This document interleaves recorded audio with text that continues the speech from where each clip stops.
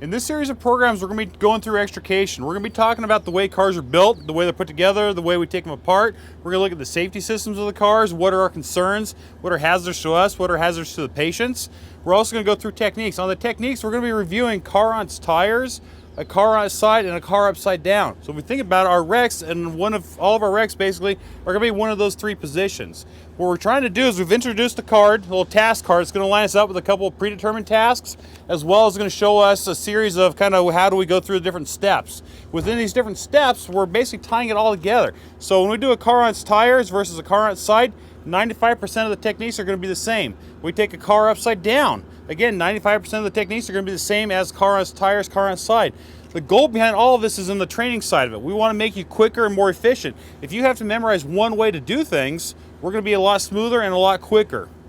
As we go through this training, our goal is to reduce our scene times. When we're talking about reducing scene times, we're looking at overall out of service time for you when you're on scene, as well as the overall health care for the patient. The quicker we get the patient out, the better their survival rate. The quicker we get you off scene, you're ready to respond to additional calls now. When we look at a lot of departments, the average out there, we're around looking at about an hour for most extrications. With this training, we're going to be down in that 10 to 15 minute mark, and that's our goal as we go forward.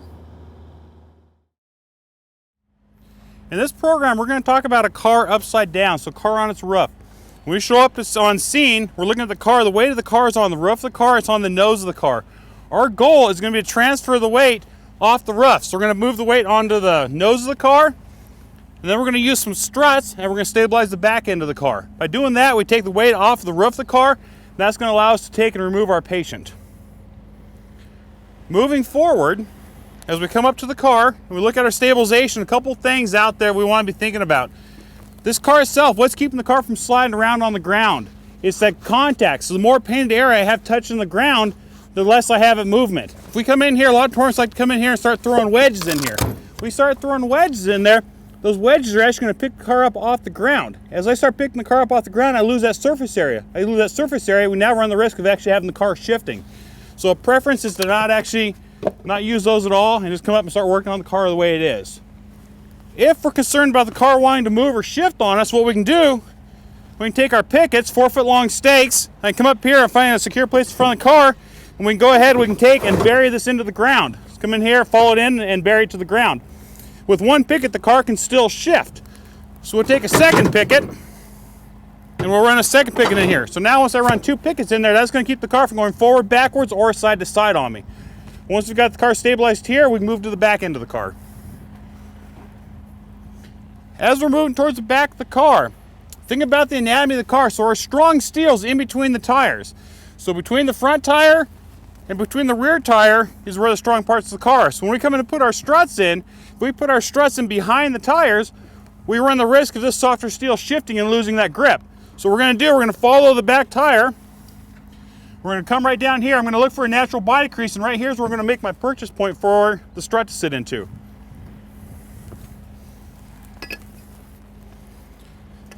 Two different options for making a purchase point. First one we can use a Halligan tool. I can try just freehand swinging it, which I'm going to probably miss. I can take a second person, we can set it and go ahead and drive it in. If we're looking to do this quick and easy with one person, instead of using our irons, other option, we come in here with the cordless drill with a unibit in it, find where I want my hole to be, and my hole's in position. Once we have our hole positioned, we're going to bring our strut into here. We're going to guard this. We're going to grab right in the hole. We want the strut perpendicular to the car. A couple different ways we've seen people over the years stabilize cars. My preference is having the strut directly connected to the car. That way, I've got solid connection points. One of the other ways taught is to take a chain and create a cradle for the car to sit in. The only problem, if I create a cradle, that car can still roll within that cradle. This way here, we've got a positive connection point. So once we've got this side done, we're going to put a strut in on the other side. We're going to do the same thing. We're going to make our hole, position the strut. All right, now we've created our hole. We're going to go ahead and take our strut, put it in position.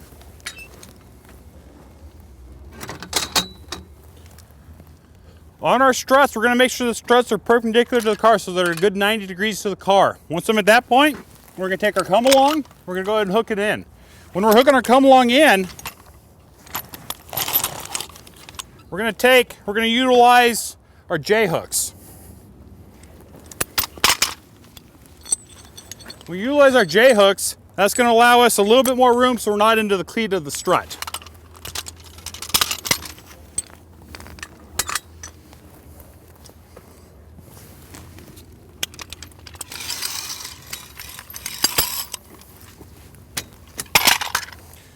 When we're hooking our hooks into the struts, try to run your hooks all up if you can. So if I have the hook facing down, it can catch something and hang up. If I have the hook up, there's nothing for it to catch.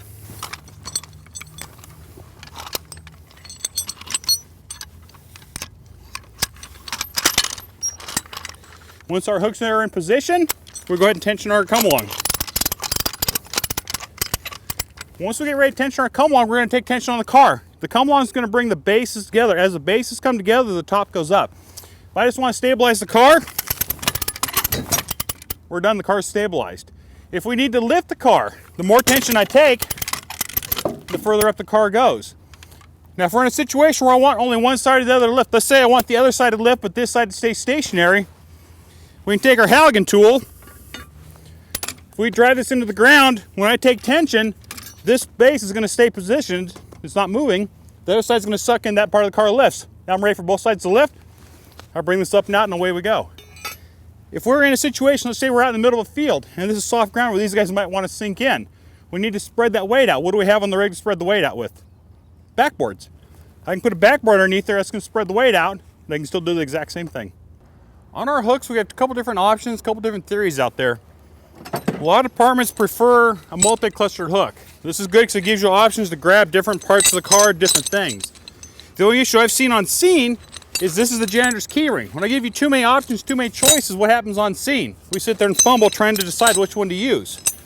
Instead of the big hook cluster, my preference is just a straight mini J with a link on it. So with the mini J, there's only one option. This hooks to the opening and this goes to your ratchet strap or your come along. When we talked earlier about hooking hooks up, this is going to be a hook up, so as the hook comes up, if I'm using it across the ground, it's not going to catch on anything. If we went hook down, it could potentially hook up on something and stop the movement of our vehicle. So hooks up, and we're good to go. Mini J, link, that's it, simple, easy. Following our task card, we have the Firefighter 1, Firefighter 2 job. Firefighter 2's job is stabilizing the car. So when a car has tires, they would work on stabilizing the car. Car on its roof, same thing. So if Firefighter 2 would come in, they'd put the pickets in position, they come in, put the struts in position, and take the tension. While that's happening, Firefighter 1 is going to still complete their normal tasks. They're going to come in and start on the opposite side of the car. They're going to take the windows, they're going to do the peel and peaks.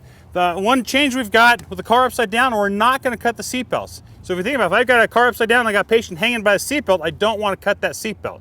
So we're going to skip that part of it. On our cut locations themselves, we're going to cut all of our cuts to the roof level.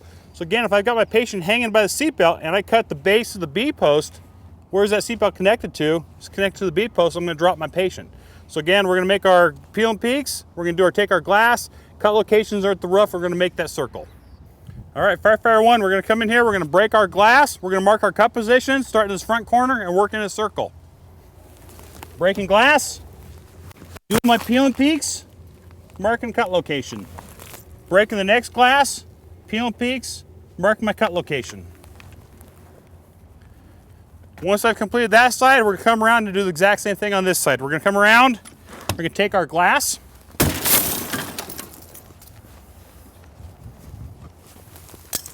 come in here, do our peel and peaks.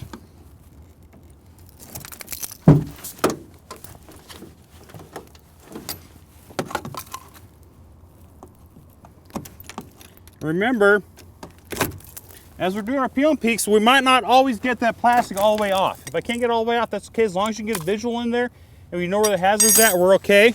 We can go ahead and mark our cut locations. Now with the car upside down, we're not cutting the A-post. So our cuts, we're going to go B-post, C-post, C-post, B-post, and we're done. No cuts on the A-post. With the car on its tires, we're going to take and we're lifting the dash off the car. With the car on its side, we're still going to take the dash away from the car. The change we have, when I have the car upside down, I don't have that option to take the dash away from the car. So this situation, I'm actually going to have to take the car off of the dash. When we come in our normal cars with the car on its tires, car on its side, I'll use my spreaders and I'll do my initial lift right here. With the car upside down, I have too much weight, and the A-post won't support that much weight. So the car upside down, we're actually have to bring our ram in here. We're gonna put a ram on the rocker panel and a ram on the A-post. So basically, as I have that ram against both of them and I start to open that ram, we're gonna stretch the car off of the dash. If we were to come in here and cut our A-post like we normally cut it, I put that ram in there and I start trying to lift the ram, all I'm gonna do is I'm gonna lift the car up, but I'm not actually gonna separate the two. That's why we're not cutting the A-post. Now that the car has been stabilized, it's been prepped, we're gonna start making our cuts. On our cuts, we're gonna come in here, we're gonna cut the B-post. We're gonna start off, we're gonna cut it right at the roof level. That way we're not interfering with the seatbelt mechanism or my patient. So we're gonna cut B-post, we're gonna cut C-post, we're gonna continue like we normally do, cut the other C-post, and come forward and cut the B-post. All right, we're gonna come in here, we're gonna cut our post. We're gonna start at the B-post, we're gonna cut it right at the roof level.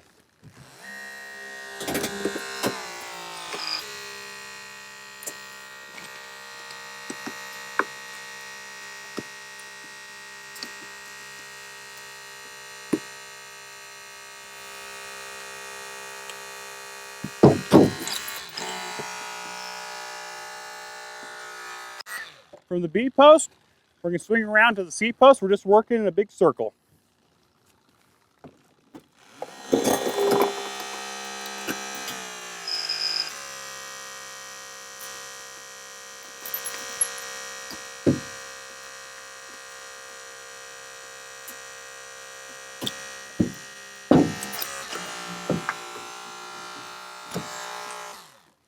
And again, working in circles, so B-post, C-post. We're going to swing around to the C-post and then the B-post.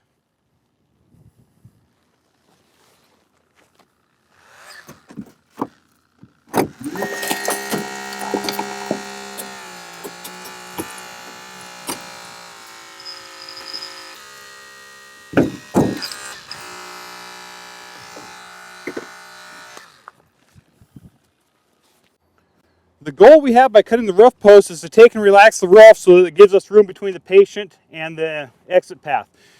We've cut both of our B posts and our C posts. We can see the roof still has a little bit of rigidity left in it. This is because the solidness up here of the A post, which remember we didn't cut that before because we're going to need that for later. What we're going to do to take that out, we're going to take our recip saw, right at the top of the windshield, we're going to cut about halfway through the A post.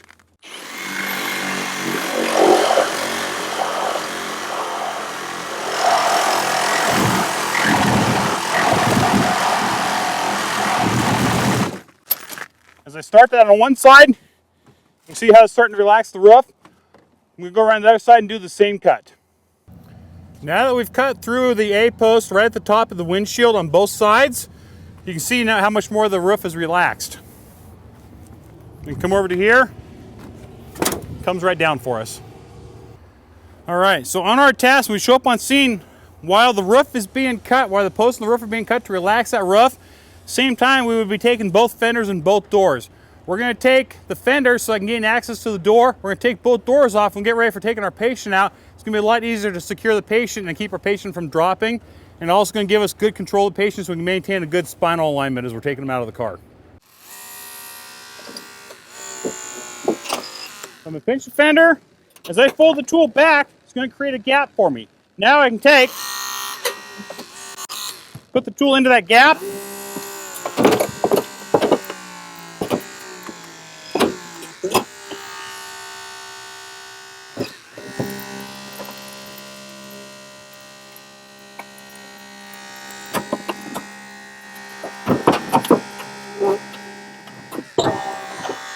Positionally, I'm trying to make sure I don't get my body between the tool and the car. As far as the tool goes, as long as I can keep the tool perpendicular to the car, we're going to have a lot of success with movement of the metal. With the fender out of the way, I've got access to my door. We're going to come into here, we're going to pinch the door, fold it out of the way to expose the hinge. I'm going to come in here with the spreaders, I'm going to break this top hinge, I'm going to come down, I'm going to break the bottom hinge. We want to start at the top and work our way down that way. As we're working, we're constantly pulling the door away from the patient. If I start in between the door hinges, the door is weaker than the two hinges and we'll end up just shredding. If I can start at one end of the hinge and work my way across, or basically we're going to work my way down, that door is going to fold out nice and easy for us. So we're going to come in with our spreader.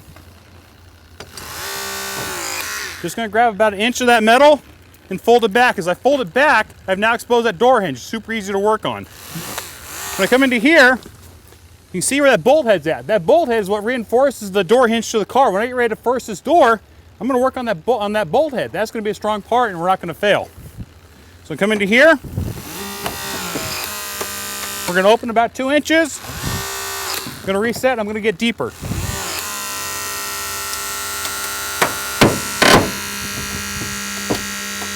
As we're coming out, the top of the door hinge is broken. We're ready to move to the next hinge.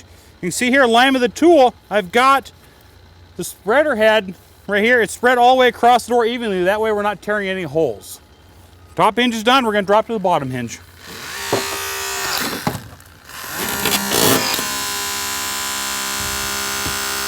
So again, we're going to open about 2 inches. Reset it.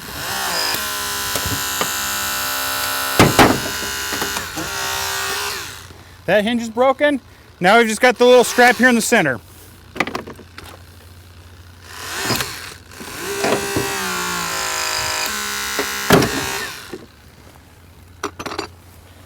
Now the front of the door is separated from the rest of the car. We come into here. Cut our wiring harness. At that point, generally we can come in here, jiggle the door handle, and we can take the door right off. If the door doesn't come off, we'll come back here with the spreaders and take it with the spreaders. All right, door hinges are broken. The door is now free floating. I've unlocked the door. Generally, you can come into here, I can jiggle the door handle, and the door comes off for me.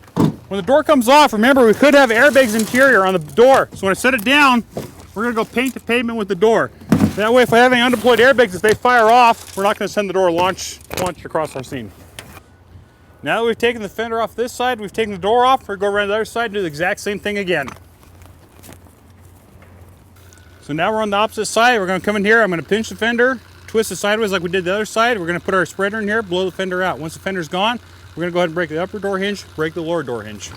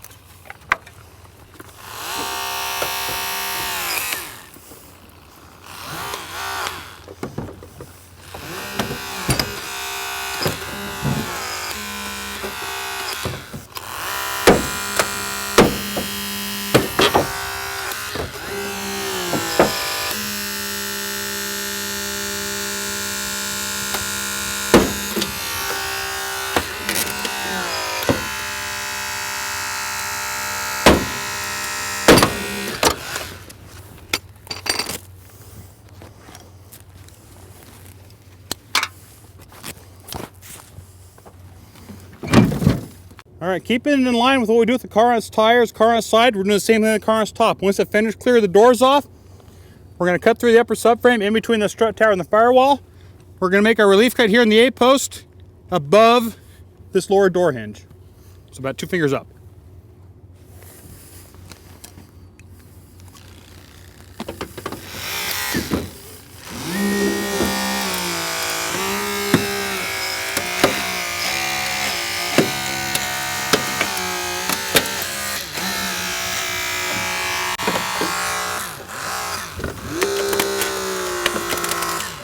And again, I'm repositioning my body so I don't get my body between the tool and the car.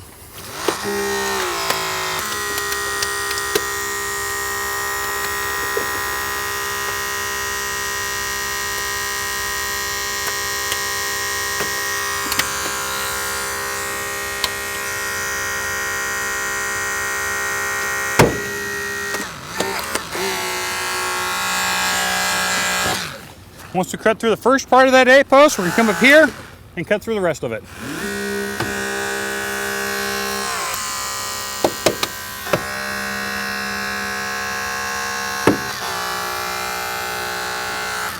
We're going to go to this side and do the same thing.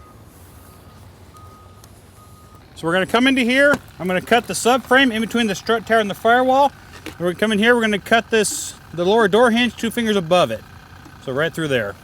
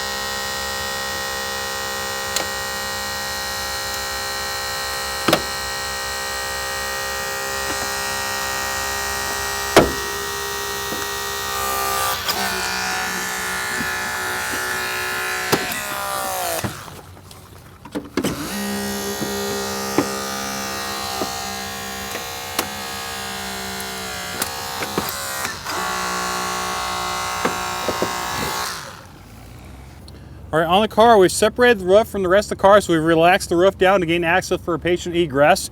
We've come into here, we've taken the door off, we've taken the fender off, we've cut through the upper subframe, we've cut through the lower A-post, so the car's ready to now ready to lift the car off of the dash. The one we still have in the center, we've got that center support brace that's going to hold the floor of the car to the center push pipe of the car. If we can get in there, if we have access, get in there and cut those, it's going to make the whole lift easier. So we've moved the plastic out and we've got access to it, so we're going to reach in there and cut those.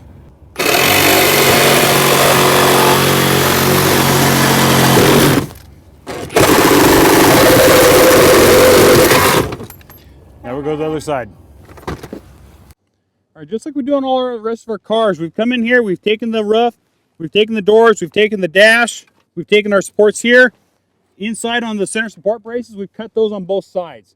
Now we're ready to start working on lifting the dash to free our patient who's going to be pinned in here.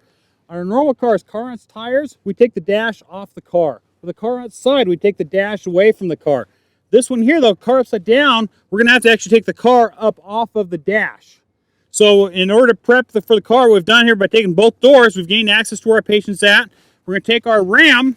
The ram is going to go straight up and down right into here. If I take my spreaders like we normally do and try to lift here, there's too much weight and we're going to collapse this. So we're going straight to the ram.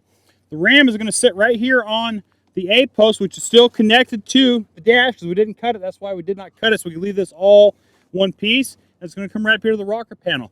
We've taken the plastic molding off to make sure I can see where I'm pushing here. We've taken the plastic molding off of here. I know my ram's going to go straight up and down, so we're going to take here. I'm just going to pre-bend a little bite for the ram to lift to push off of.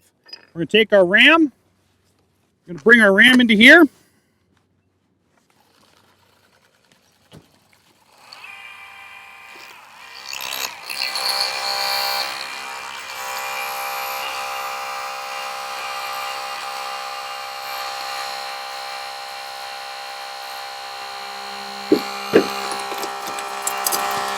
You can see we're already starting to gain room. Again, we didn't put any cribbing into here, so I put cribbing that reduces my surface area, and I have the potential for the car to move on me. The other nice thing by not putting any cribbing in here, when I'm making this push, I'm actually going to gain a couple inches here nice and easy.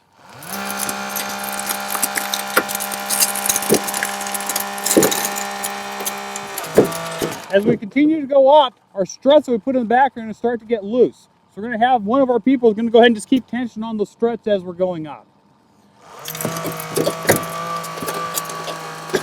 As we've gone up, you see how much room we've gained? Once we gain enough room, we can take our patient out.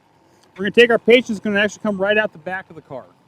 All right, we're going to do this full speed now. For real world, we typically have one experienced person, and a person a little less experienced is what Danny's going to do for us. So we get into here, we're going to be cutting on the car. You'll notice that as we're going through this, you might ask a couple questions, or I might give a little bit of advice as we're going. Totally real world, this is how we would do it on scene. If we show up with two totally experienced people, how are everyone else ever going to get experience? That's why we're going to utilize one of each. Here, out, my side's clear. Stabilizing car, starting window removal, and peel peaks.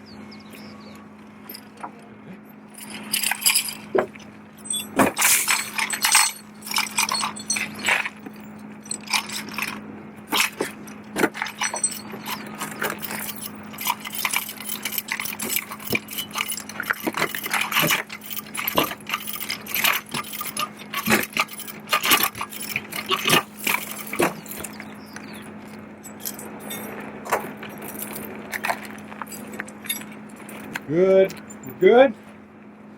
I'm going to start taking pictures. While firefighter 1 completes the peel and peaks, firefighter 2 starts the fender removal.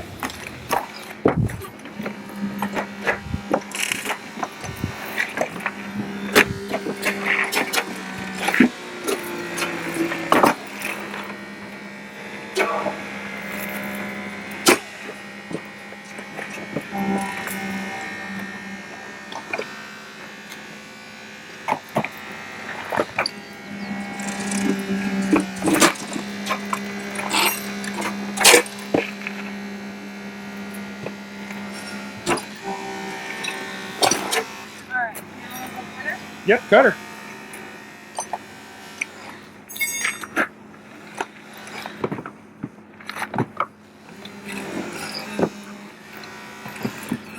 Start at the B. Yep. Firefighter 1 Get that. I'll get this is side starting real to quick. cut the roof posts.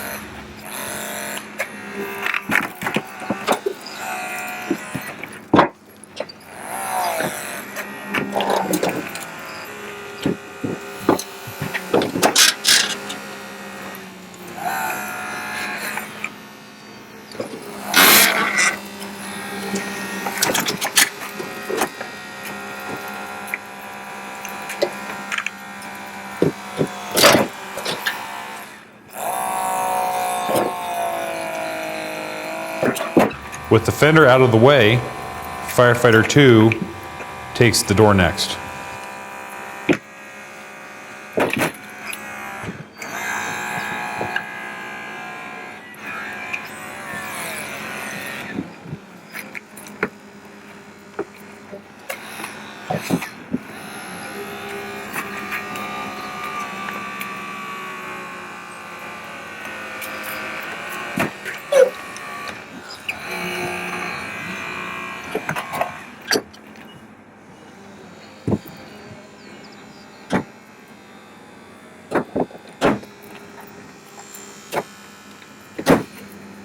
Yep. C post.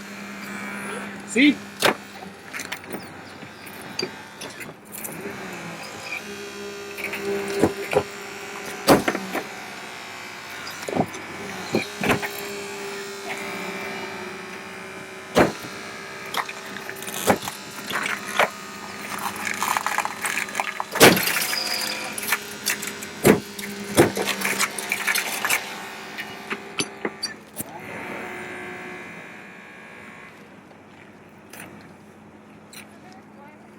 Little piece in there. Yep. Right in the middle. Yeah. Flip it over and see if you can catch it. Can I get in here like this? Yep. Coaching less experienced team members is normal and helps reinforce proper techniques. Good. Will you do this P post? P pavement. And go ahead and do your V cut right here. Right where I made my finger marks at.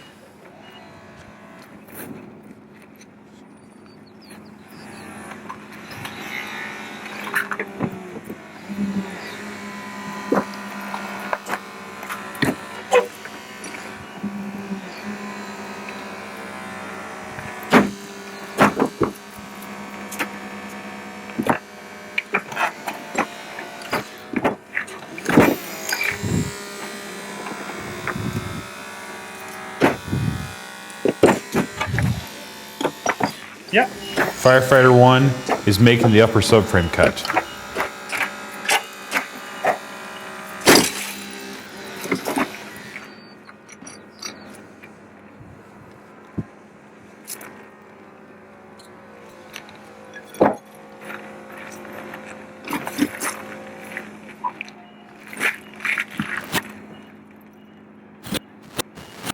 We take both doors to make room for the backboard that we will use to support the patient. Pavement. Take the recip saw. I'm going to cut through the upper A post right at the windshield.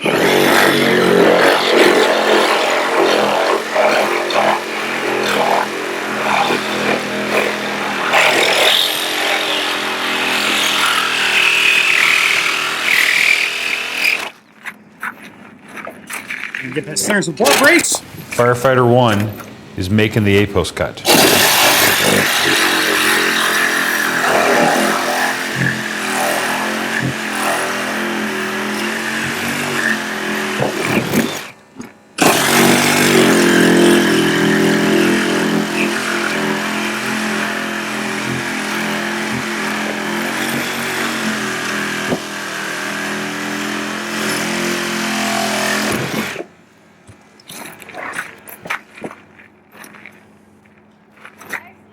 That's okay. Right here. Right there. Right across the. All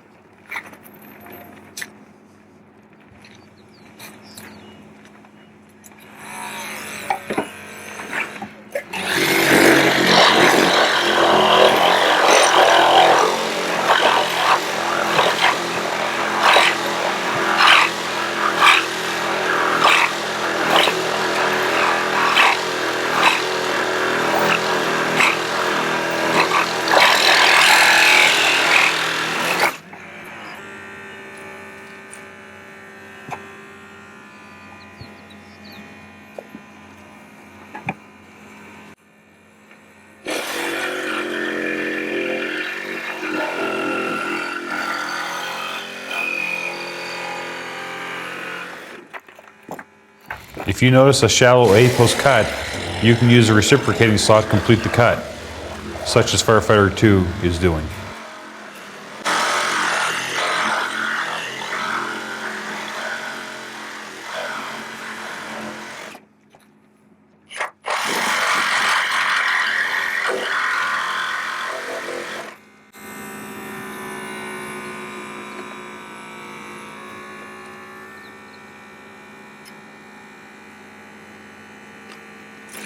All right, you ready for the lift?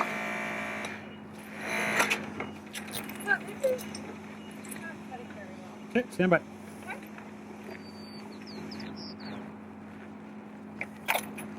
You want me to work on this A-post? Nope, we're good. Wait a second, let me get this ram positioned real quick.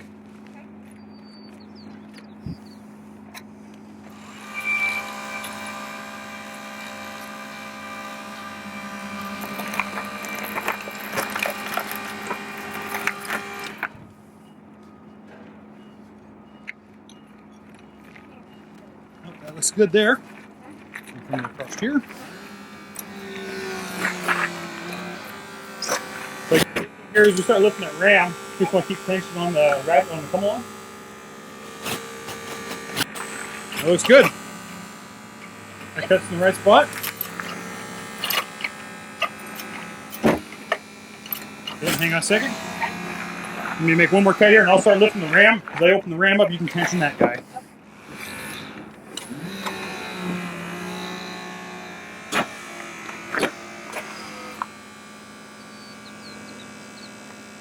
So we got our roof structures free, A-post is cut, the center supports are cut, subframe's cut. As I get ready to lift it up, you'll just keep tension on the back end. Ready? Yep. Okay, going up.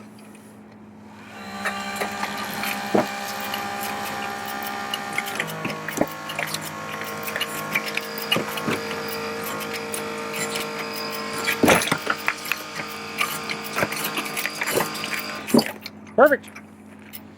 At that point, roof will relax for us. We can take our patient, we can lean the seat back out of the way.